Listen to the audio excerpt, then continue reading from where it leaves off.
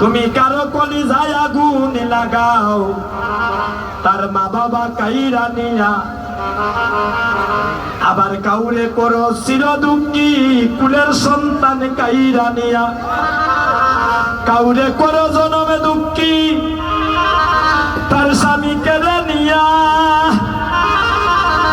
আর অল্প বয়সে রাখছ তারে বিধবা বানাইয়া রে, কি কেনা কেলিছ দয়াল রে, ওরে দয়াল। লীলা চমৎকার, তোমার লীলা চমৎকার,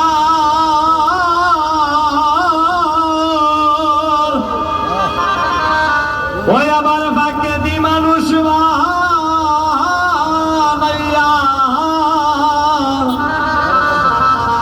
তুমি লাগাইলে বাজার গো,